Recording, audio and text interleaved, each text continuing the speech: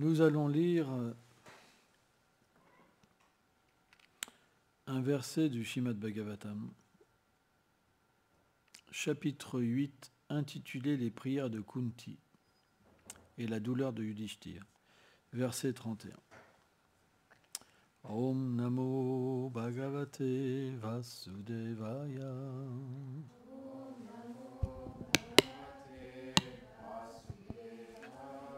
Om Namo Bhagavate Vasudevaya.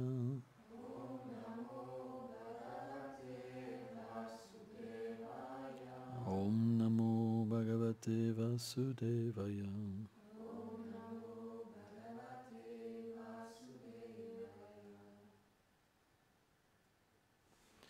Gopyanda de Tvai Kritagasiddhamatava.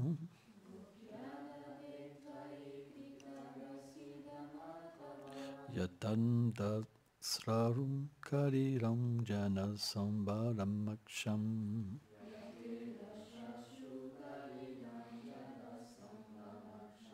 Vraktam Niniyam Vayam Bhavanayam Stitstasyam.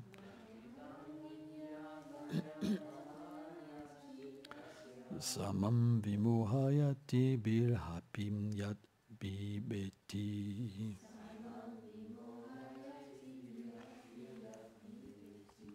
Traduction. Ô Krishna, quand Mère Yashoda t'attacha avec une corde, lorsque tu étais coupable de vol, le kajal autour de tes yeux fut lavé par tes larmes. Ton visage s'est alors troublé sous l'effet de la peur. Quand je pense à cette situation, toi qui effraies même la peur personnifiée, je suis empli d'émerveillement et d'étonnement, même encore aujourd'hui. Commentaire. Srila Vishwanath Chaitya Thakur cite Kunti. C'est pourquoi je me délègue de tes divertissements. Quand un jour tu as offensé ta mère Yashoda en brisant un pot de yaourt, celle-ci, pour te punir, t'attacha à l'aide d'une corde à un mortier. Ta condition de ce moment m'a étonné. Baissant la tête avec des yeux pleins de larmes, mélangés avec longue pour les yeux, tu te tenais là par peur de sa punition. Ceci m'étonne, car la peur elle-même est effrayée par toi. Cette situation montre à quel point Yashoda avait tel amour pour toi, même plus que ton père Nanda, puisque tu étais complètement sous le contrôle de son amour. En disant la peur est effrayée par toi, Kunti montre la toute-puissance de Krishna comme le Seigneur suprême. Mais elle accepte également comme vérité qu'il ressentait intérieurement de la peur et non qu'il imitait le fait d'avoir peur. C'est pourquoi le mot vidambanam dans le précédent verset ne peut signifier imitation. Le Seigneur n'a pas assumé un rôle. Tout ceci est bien entendu étonnant. Comment le Seigneur qui est omniscient, omnipotent, omniprésent, illimité et tout-puissant, celui par qui et pour qui tout existe, peut-il ressentir de la crainte, alors que la peur personnifiée est effrayée par lui? En réalité, la relation qui unit Mère Yashoda et Krishna se situe sur un plan plus élevé que la dévotion de Kunti, car ses sentiments dévotionnels sont si doux et si purs qu'elle n'avait pas conscience que Krishna était Dieu. Pour elle, il n'était que son petit enfant sans recours. Sa dévotion s'exprime donc sur le plan de la spontanéité, de la pure affection sans aucune trace de vénération ou de peur. Ce genre d'échange entre Krishna et ses dévots ne sont connus que dans son royaume éternel de Golok Vrindavan. C'est pourquoi, en se rappelant de ce divertissement, nous voyons Kunti déconcertée, ne pouvant que glorifier la position supra-excellente de Yashoda.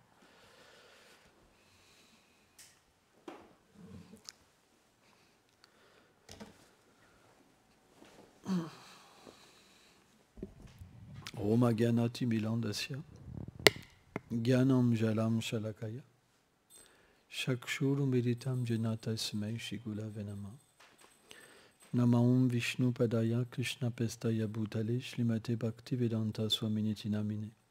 Namaste Sarasvate Deve Gauravani Prachadine Nilve Shesha Sunyavahadi Prachatyadeshatadine. Donc c'est un verset très élevé du Srimad Bhagavatam que seuls des dévots qualifiés pourraient expliquer. Mais en toute humilité, nous prendrons refuge en Srila Prabhupada de notre filiation spirituelle et en les priant humblement d'être miséricordieux avec nous, alors nous saurons que nous pourrons dire certaines choses à ce sujet. Mais certainement par nous-mêmes, nous ne pourrons pas expliquer grand-chose. C'est pourquoi, en toute humilité, je prie leur miséricorde et aussi la miséricorde des dévots assemblés et de ceux qui nous écoutent. Kunti est une grande dévote du Seigneur suprême, mais elle a quelque peu conscience des opulences du Seigneur. Elle sait que Krishna n'est pas un être ordinaire. Elle sait qu'il est Dieu, la personne suprême. Mais qu'en tant que le Seigneur, il assume différents rôles, par amour pour ses dévots. Donc elle a cette vision de pouvoir voir le rôle que Krishna accepte. Mais l'important, Vishwanath Chakravarti Thakur explique, c'est que quand Krishna prend un rôle, c'est pas simplement comme une personne de théâtre. Par exemple, quand vous faites une pièce de théâtre, vous jouez un rôle, mais intérieurement, vous ne quittez pas la conscience de qui vous êtes. Or, quand Krishna accepte un rôle, il accepte de quitter sa conscience de l'être suprême pour devenir un simple enfant ou un amant. Et c'est ça qui est complètement déroutant pour Kunti Devi. Parce qu'elle a reçu ce pouvoir de percevoir cette chose en Krishna. C'est extraordinaire. Chaque dévot reçoit un pouvoir. C'est sa relation avec Krishna. Mais à Golok Vrindavan, le pouvoir de voir la grandeur de Krishna, c'est pas possible. Ça est enlevé. C'est pourquoi la relation que Krishna a avec ses dévots à Vrindavan est très douce. Et la plus douce.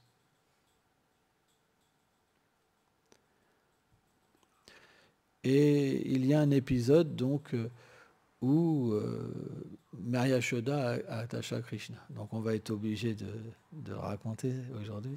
Hein. Ça s'est passé donc pendant le mois de Kartik.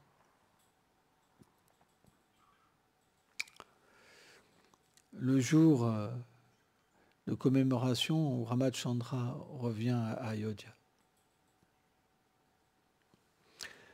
Et c'est le jour des Lumières. Hein. Parce que pour l'accueil de Ram, ils avaient illuminé toute la ville. Donc, le principe, c'est que ce jour-là, on illumine toutes les demeures pour accueillir le Seigneur dans notre demeure. Et Mary Yashoda était perturbée.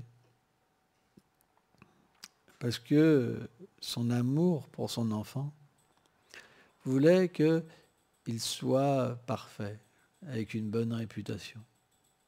Or, vous savez ce que Krishna avait comme réputation?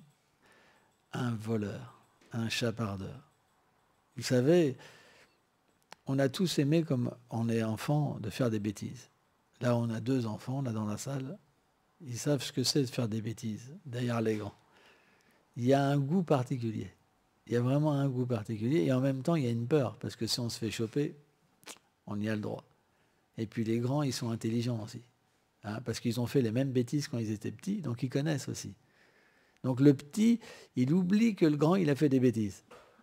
Et il se dit, ouais, le grand, il ne connaît pas ce monde-là, il ne connaît pas mon monde à moi. Mais ce qu'il ne comprend pas, le petit, c'est qu'il va grandir un jour. Il va avoir aussi un enfant, et l'enfant, il saura déjà qu'est-ce qu'il va faire, parce qu'il a déjà été petit. Donc, le grand, il devance le petit. C'est pour ça qu'il le chope souvent. La plupart du temps, il est chopé. C'est vrai. Hein, c'est rare quand on passe à l'as, quand on est petit. Hein. Ça arrive, mais c'est rare. Souvent, c'est toi qui as fait ça. Oh non, non, non, c'est pas moi. T'es sûr? Oui, oui, oui, oui. C'est pour ça que l'enfant, il ment beaucoup. C'est dommage. Pourquoi? Parce que le grand, il sait très bien que ça s'est fait comme ça, puisqu'il l'a fait lui-même avant. Il dit, t'es sûr que tu mens pas? Parce que lui-même, il a menti quand il était enfant. Il dit, non, non, non, non. Il sait très bien que l'enfant ment. Il dit, tu vas voir, si je sais que tu as menti, ça va mal se passer. Hein. Mais il sait très bien qu'il a menti. Mais il a fait la même chose quand il était enfant. Non, non, maman, t'inquiète pas. Et donc, Krishna, avec ses amis, ils ont créé une bande de voleurs. Alors, c'est des doux voleurs d'amour, parce que c'est des grands dévots du Seigneur. Et ces dévots-là, ils sont absorbés dans le jeu. Et voler les mères, voler du yaourt, voler du macan, des sweets, différentes choses, c'est très agréable pour un enfant. Hein. Et donc, parfois, Krishna, il a ce genre de plan, de rentrer donc dans les demeures de ses mères. Alors, on pourrait se dire, pourquoi Krishna fait ça?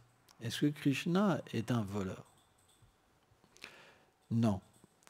Le Seigneur n'a pas de défaut. Mais par contre, il doit absolument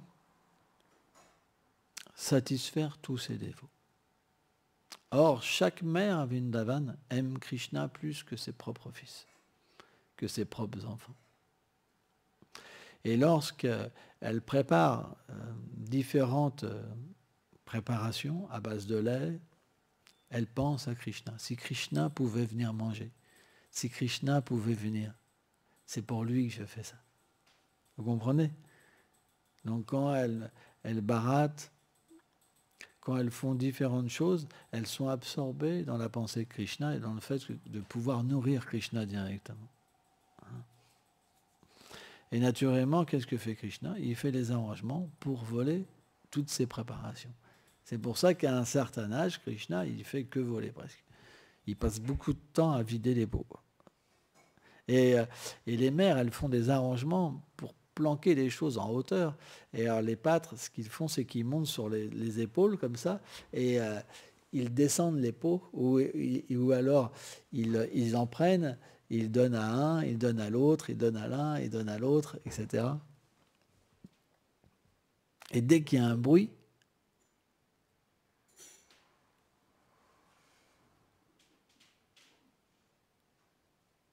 c'est l'extase. L'extase de la peur. Vous savez, l'extase transcendantale de la peur. Oh là! Et Krishna, il a plein de subterfuges. Même quand il se fait piquer, sur le fait, il a des parades incroyables. Hein? Et même s'il a du beurre partout, il dit non, matin, je n'ai pas à manger. Mais la beauté de Krishna est tellement exceptionnelle que déjà les mères, elles désirent que Krishna vienne manger. Mais elles ne peuvent pas faire autrement que de se mettre en colère. Parce que c'est le rapport parental. Le rapport que l'enfant ne devrait pas devenir un voleur. C'est ça l'amour, l'éducation. Et donc automatiquement, face à cette éducation, qu'est-ce que Krishna fait? Krishna peut faire un grand sourire, ou pleurer, ou mentir. Il dit c'est pas moi, c'est lui, par exemple. Et un autre dit non, c'est lui, et c'est lui, c'est lui. Et on peut voir les mères complètement confuses et complètement satisfaites dans l'amour. Parce que ça apporte une grande joie. Voir Krishna mentir, voir Krishna pleurer, voir Krishna avoir peur, c'est un théâtre de beauté. C'est comme une cascade de beauté. Parce que tout dans le Seigneur est beau. Or, ces moments-là, c'est des moments privilégiés.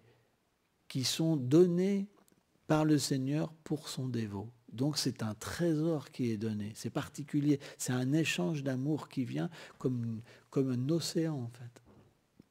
C'est très très profond. Et naturellement, qu'est-ce qui se passe? Mary Yashoda, elle n'est jamais témoin de vol, jamais. Jamais. Krishna jamais va faire ça chez Mary Yashoda, jamais. Et donc, qu'est-ce que font les mères? C'est qu'elles aiment partager. Vous savez, quand quelque chose est merveilleux, que vous avez un cœur pur, vous aimez partager.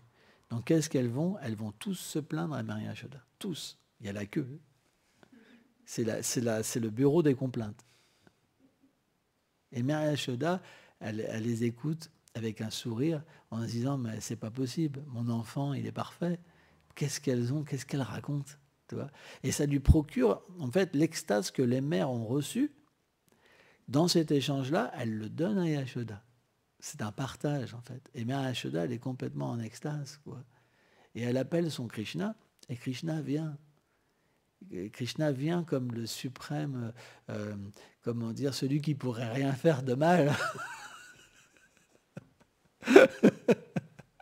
Et là, c'est la catastrophe, parce que tout le monde repart quelque part. Voilà, tout le monde oublie.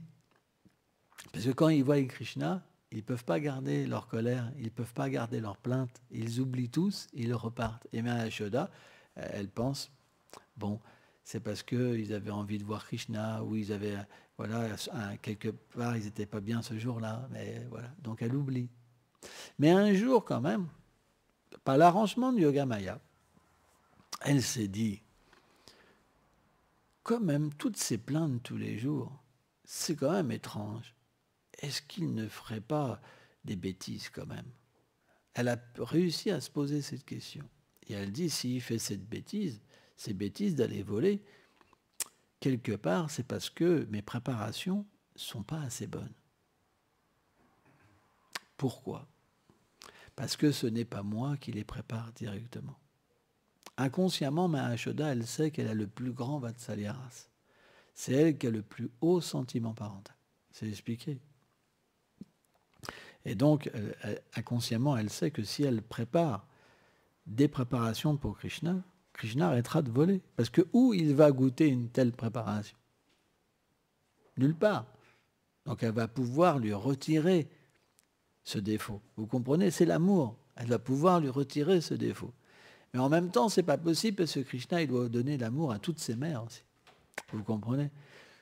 Donc à la fois, il y a cette idée où Mère Yashoda, elle oublie tout le temps pour que le lila puisse continuer, pour que Krishna puisse se donner aux autres mères. Et ce jour-là, il y a ce désir que Krishna arrête de voler. Donc parfois, les deux s'entremêlent. Vous comprenez? Mais ce n'est pas de l'égoïsme. C'est parce que Mère Yashoda, elle pense, mon enfant ne peut pas être un voleur. Il y a un défaut. Comment c'est possible qu'il y ait un défaut dans mon enfant? Il doit être l'objet d'amour suprême. Il ne peut pas avoir un défaut. Donc ce n'est pas qu'elle veut ne pas distribuer Krishna, mais à la fois, elle veut distribuer un Krishna qui ne soit pas un voleur. Vous comprenez? Donc, elle a renvoyé toutes ses servantes. Elle a fait quand même traire des vaches très spéciales parce que à Vrindavan, il y a différentes vaches avec différentes couleurs. Des vaches blanches, rouges, vertes, bleues, mauves, roses, etc. Il y a toutes sortes de vaches. Il y a des vaches avec différentes couleurs, avec des taches, toutes blanches, toutes noires. Tellement de vaches, avec des têtes différentes. Et des subdivisions. Il y a beaucoup de vaches. C'est même dit qu'il y en a qui ont des ailes. Et donc, parmi toutes ces vaches, il y avait une catégorie de vaches qui donnait un lait particulier. Parce que chaque sorte de vache donne un lait particulier, avec un goût particulier. Il n'y a pas qu'un goût. Dans notre monde matériel, il y a un goût. Mais dans le monde transcendantal, il y a plein de sortes de lait. Et le lait, il est aussi conscient. Il a aussi une conscience. Il est une personne. C'est l'amour personnifié des vaches. Hein? il est aussi une personne. C'est difficile à comprendre, mais c'est comme ça. Donc elle a trait des vaches avec un lait parfumé, très parfumé. Parce qu'à Vrindavan, c'est expliqué que l'herbe aussi, elle a différents parfums. Hein. C'est pourquoi Krishna, il aime aller à certains endroits pour ses vaches bien-aimées. Il y a différents endroits où Krishna donc se déplace avec ses amis. C'est comme donner une nourriture spéciale à ses vaches. C'est pas pour rien que Krishna fait tout un pèlerinage, c'est pas juste pour user, voilà, pour faire du sport. Hein, nous, par exemple, quand on ne fait pas de sport, on grossit. Hein. On prend 30 kilos, comme ça. Donc Krishna, il se dit, mes vaches, il ne faut pas qu'elles grossissent. Donc on va faire un grand pèlerinage tous les jours. C'est pas pour ça. C'est parce que Krishna aime ses vaches. Et les vaches, elles aiment manger pour Krishna. Et aussi, dans ces endroits, il y a des terrains de jeu, il y a plein de sortes d'activités que Krishna fait avec ses amis. Donc il y a tout un pèlerinage parce que à la fois les vaches, elles mangent une herbe particulière et à la fois il y a des terrains de jeu, il y a des endroits pour se reposer, il y a des endroits où il y a des animaux particuliers, où il y a des couleurs particulières, des saisons particulières. Tout est merveilleux. Donc c'est comme changer de décor. Et à chaque fois qu'on arrive dans une région, à Vrindavan, un sentiment particulier vient fleurir le cœur aussi. Et donc ça donne une joie particulière, des blagues, des jeux, des ceci, des cela. Et les vaches aussi, elles ont une humeur aussi particulière. Tout se mélange en fait. Bon bref, on revient au lait. Et donc, Maya Yashoda, elle s'est levée très tôt. Quand on dit très tôt, c'est genre 4 heures du matin. Hein, et elle dormait avec Krishna. À cet âge-là, elle dort avec Krishna. C'est normal. Qui ne voudrait pas dormir avec Krishna? Dormir avec Krishna, c'est une expérience suprêmement extatique. Hein, parce que le corps de Krishna est si doux, il sent si bon. Hein, et Krishna se donne à son dévot. Hein. Donc automatiquement, on peut comprendre que Yashoda, elle aime dormir avec Krishna. Donc elle est descendue du lit, tout doucement. Et donc, naturellement, elle a donc désiré de très bonne heure faire des préparations pour Krishna. Donc, elle pouvait voir Krishna. Parce qu'une mère, elle ne laisse pas son enfant sans surveillance. Mais elle avait congédié ses servantes pour être sûre de pouvoir réaliser les meilleures préparations. Parce qu'il y a beaucoup de servantes qui sont dans le palais. Beaucoup, beaucoup. Hein. Et donc, elle a commencé donc à barater le beurre pour en faire du makan, qui est une mousse de beurre, en fait. Elle a aussi, dans cette partie, dans cet endroit, mis du lait à chauffer pour faire d'autres préparations. Et Krishna dormait. Et c'est expliqué que Maya Yashoda est très belle. Elle a un teint sombre comme un lotus sombre. Elle a un vêtement aux multiples couleurs. Et elle a un filet qui retient ses cheveux avec des petites fleurs. Et elle a des larges hanches, une poitrine opulente. Et elle a un certain âge. Donc dans cet âge, les femmes sont un peu plus,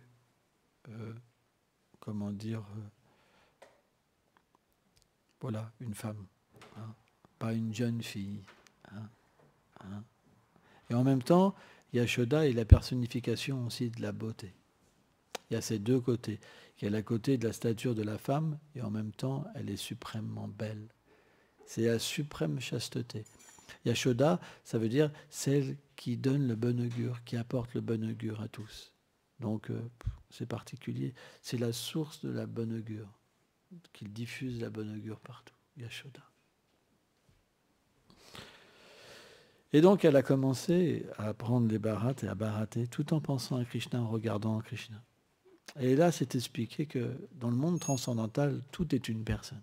la corde, le pot, le beurre, les boucles d'oreilles, les habits, les fleurs, le feu, le pot, le lait. Tous participaient en fait dans cette glorification de Krishna. Et à ce moment-là, dès qu'elle a commencé à bharater, la bharate, le son de la bharate est devenu comme un mridangam.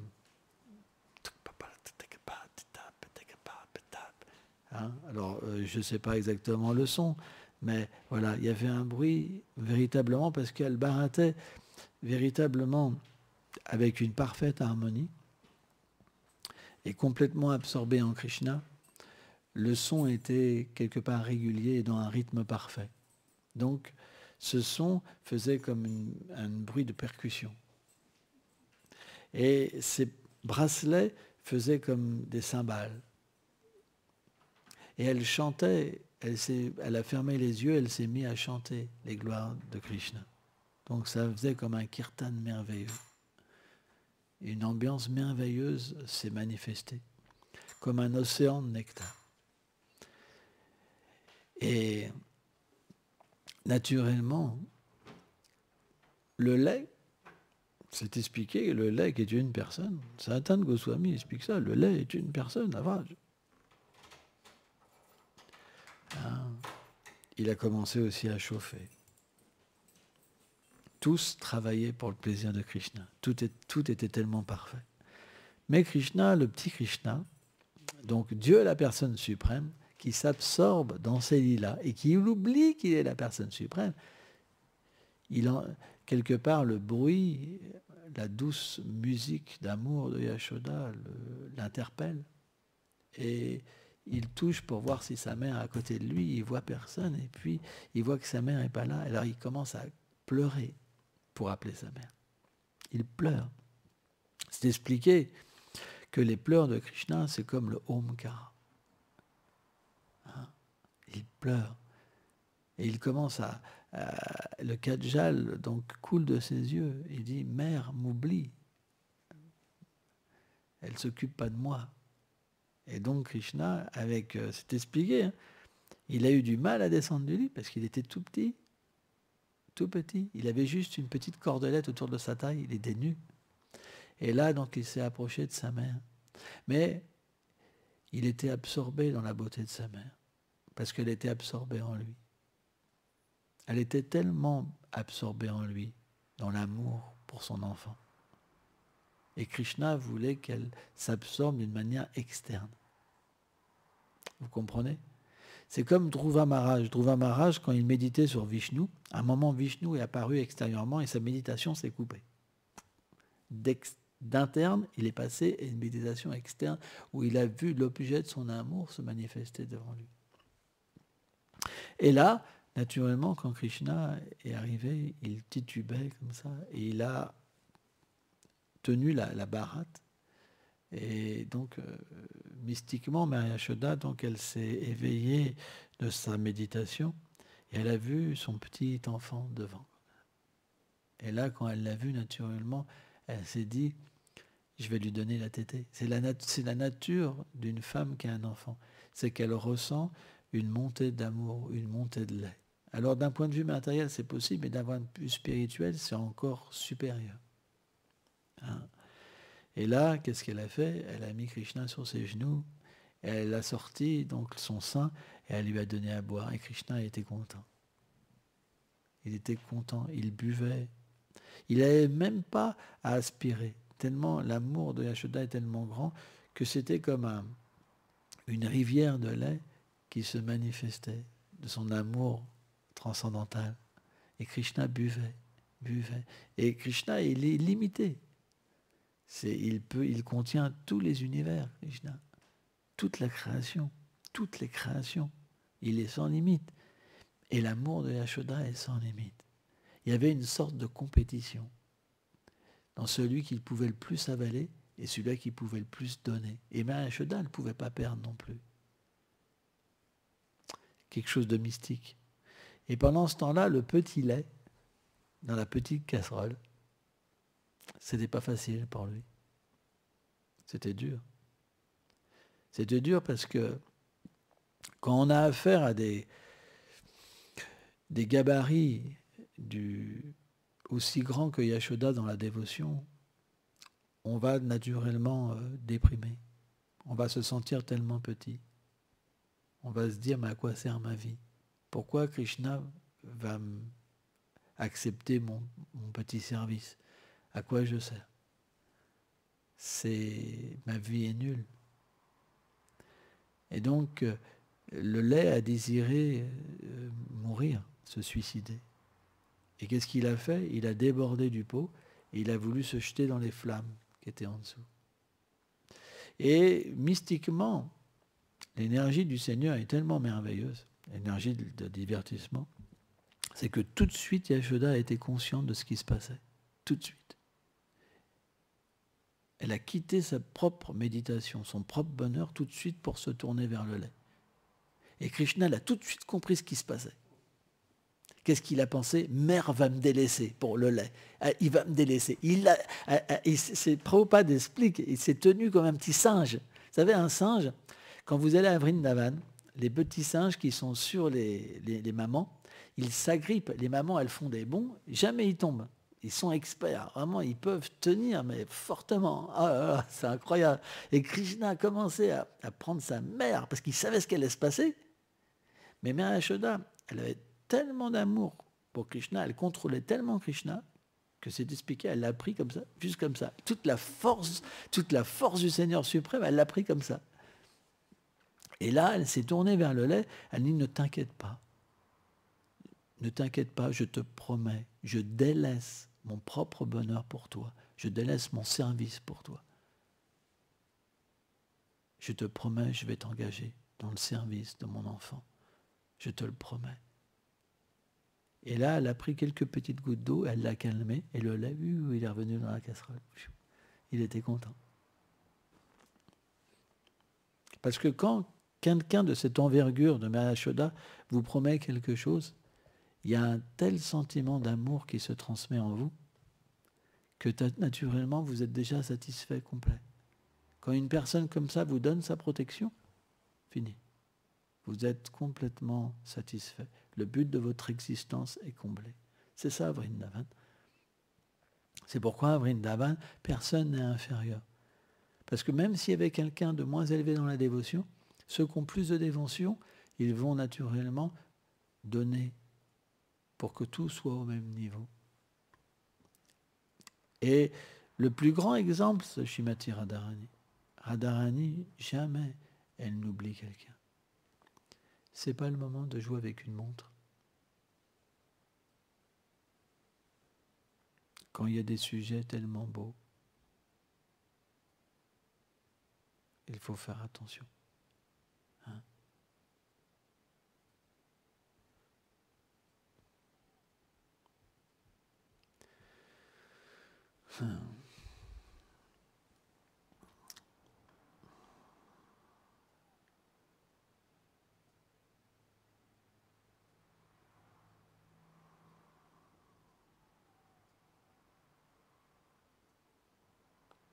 Et donc,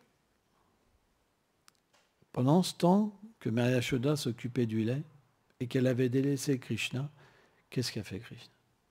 Il dit, Mère m'a laissé pour du lait. C'est moi le plus important ou c'est le lait? Et c'est à partir de là que Krishna va vouloir se venger et donner l'opportunité à sa mère de voir qu'il est un voleur. Qu'est-ce qu'il a fait? Il a cassé un pot de yaourt. Et là, c'est expliqué qu'il y a des singes qui sont venus. Et ces singes-là, ce n'étaient pas des singes ordinaires.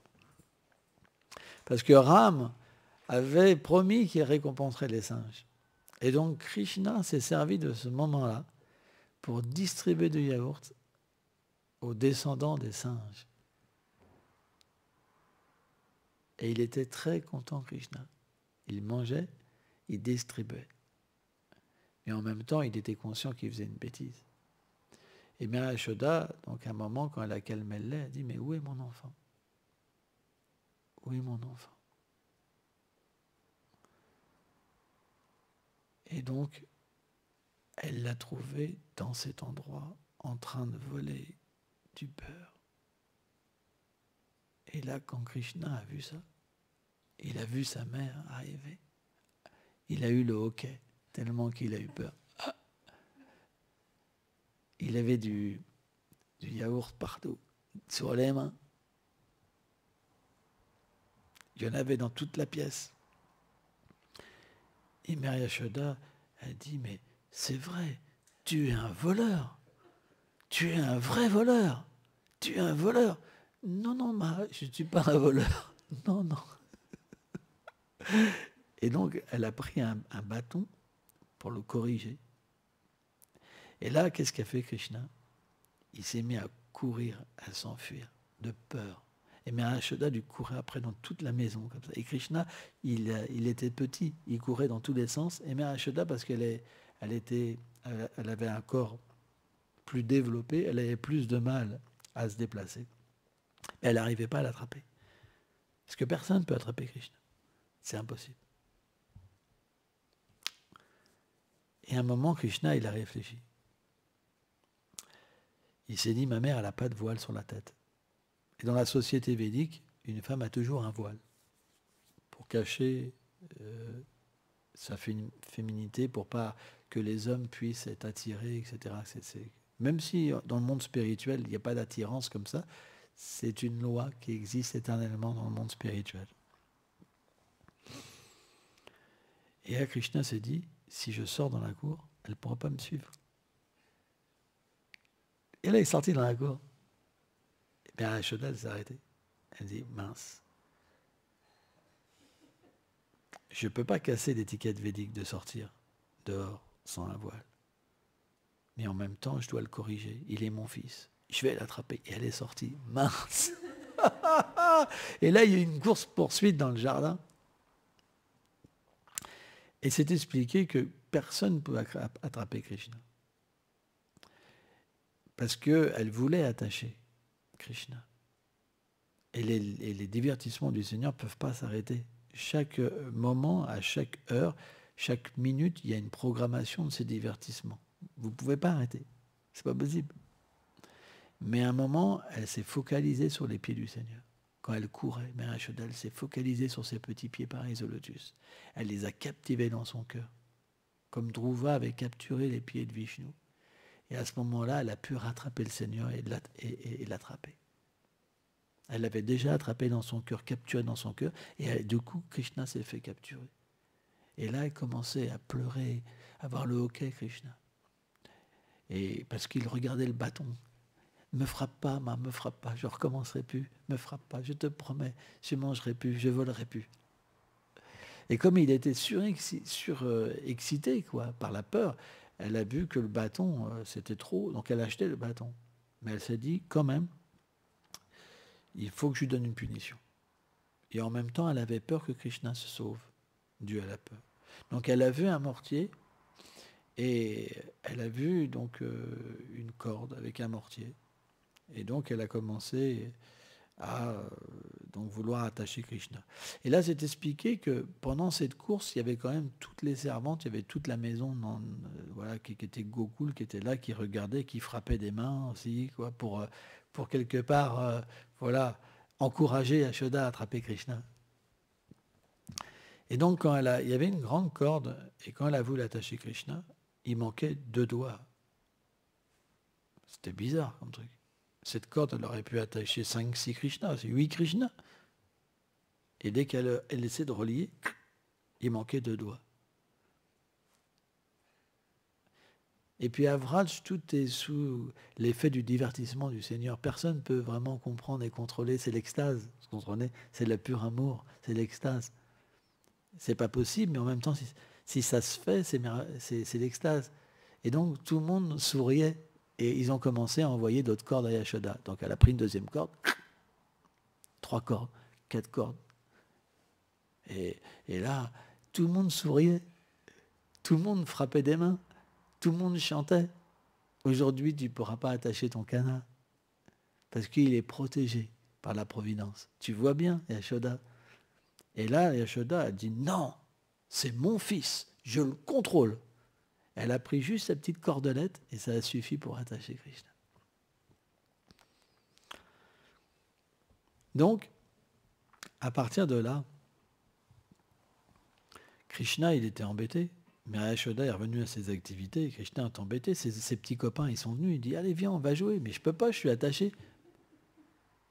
Je peux pas, je suis attaché. On va te détacher, c'est pas grave. Et ils ont essayé, mais ils n'arrivaient pas. Parce que le nœud, comme il était fait par l'amour parental, l'amour amical est moins élevé. Donc ils ne pouvaient pas défaire le nœud. Ils n'y arrivaient pas avec leur petite force. Et là, ils disaient, bah écoute, donc on va jouer avec toi ici, quoi. Toi. Mais Krishna ne pouvait pas vraiment jouer. Et là, quand il a vu que dans la cour, il y avait deux arbres Arjuna, en fait, Narada Muni avait maudit les fils de Kuvera. Comment il s'appelait? Je ne me rappelle plus les deux fils. Voilà, Nalakuvala, Mani, Kiva, c'est ça. Et parce que un jour Narada est passé, ils étaient enivrés avec des nymphes et ils étaient nus. Et il avait dit, puisque vous vous dégradez comme ça, je vous maudis de reprendre des corps d'arbres. Mais je vous donne la bénédiction que vous serez libérés par le Seigneur suprême lorsqu'il viendra. Et donc, Krishna, en voyant ces deux arbres qui étaient côte à côte, il s'est rappelé de la malédiction. Donc des fois, l'opulence revient quand même en Krishna, et des fois la douceur. C'est un millimélo. Et donc il a avancé, on sait, avec le mortier, et il s'est coincé entre les deux arbres, et il a poussé un peu, ils se sont écroulés, et là, deux devas, deux demi-dieux sont sortis pour offrir des prières à Krishna, et sont repartis. Et là, ce qui s'est passé, c'est que Maya Yashoda, quand elle a entendu le bruit, elle a regardé, elle a vu les deux arbres s'écrouler, et elle a pensé que Krishna est mort. Et elle s'est transformée en statue. C'est un symptôme d'extase. Quand la terre se manifeste à travers l'élément extatique, alors le corps complètement se solidifie. Il y avait comme plus de vie en Yashoda. Et là, naturellement, différentes personnes sont venues, dont Nanda Maharaj. Et il dit, mais qu'est-ce qui s'est passé? Pourquoi mon fils est attaché? Et là, les enfants ont dit, ah, mais non, c'est Krishna, il a fait tomber les deux arbres. Et là, il y a deux êtres spéciaux, tout lumineux, qui sont sortis de l'arbre. Et là, les grands, ils ont dit, n'importe quoi. On ne va pas croire des contes d'enfants comme ça, quoi. Mais il a quand même, Nanda Maharaj, il a pris Krishna sur lui, avec lui. Il dit, mais qui t'a fait ça? Ma. Elle est si cruelle. Elle t'a attaché. Et donc, quand il a vu qu'elle était transformée comme une statue en amarrage, il n'a pas éprouvé de la pitié, il était en colère contre Maya Yashoda. Et il lui dit, donc à partir de maintenant, ça sera moi qui vais m'occuper de toi. Et donc, Maya Yashoda, elle était dans cet état-là. Et Nanda Maharaj, il donnait des suites à Krishna Balaram, il s'occupait d'eux, etc. Krishna et Balaram étaient très contents. Mais Rohini Devi, qui est la mère de Balaram, la femme de Vasudev, quand elle a vu Maya Yashoda dans cet état-là, elle a ressenti une grande souffrance en elle. Donc elle est venue à la table de Nanda Maharaj et elle a dit à Krishna, mais Krishna, qui va s'occuper de toi? Il dit, papa, Pita. Qui va te nourrir? Pita. Etc., etc. Il dit, et ta maman? Et là, elle lui a dit comme ça, mais tu sais, sans toi, elle ne pourra pas vivre. Tu veux la faire mourir, c'est ça? C'est ça que tu veux? Tu veux qu'elle meure? Et là, Krishna, il a commencé à pleurer. Balaram pleurait. Nanda Maharaj a commencé à pleurer. Tout le monde pleurait. C'était complètement pathétique comme situation. C'était la dévastation. Et donc, à ce moment-là, Rohini, elle a pris la main de Krishna et elle l'a amené comme un petit veau à sa mère. Et dès que Maya Yashoda a commencé à sentir le parfum de Krishna, les larmes ont commencé à couler de ses yeux comme ça. Elle a commencé à reprendre vie. Hein. Et c'est ça, c'est expliqué. C'est que de cette manière-là, que le Vatsalya ras, donc l'affection parentale, est régénérée. C'est les divertissements du Seigneur. Et donc, naturellement, Kunti Devi, quand elle s'est rappelée de ce divertissement, elle était complètement stupéfaite par ce que le Seigneur peut générer comme sentiment et comme situation. Et c'est vrai, c'est tellement merveilleux. Hein. Donc on devrait se rappeler de ces doux divertissements et méditer dessus, car ils sont éternels et transcendantaux. Et en se les remémorant, on peut directement atteindre notre propre sentiment éternel. Par exemple, quand nous chantons notre japa, souvent un néophyte, s'il fait que écouter, il pense à autre chose. Donc on a le droit de se remémorer les divertissements et chanter en même temps. Comme penser à la déité, regarder la déité et chanter. C'est expliqué, Haridas Thakur explique qu'à ce moment-là, le chant révèle la forme, les attributs, les divertissements. Ça veut dire que cette vision, elle va se transformer et devenir une source d'attraction et d'extase. Hein? C'est très important. On doit progresser. Merci beaucoup.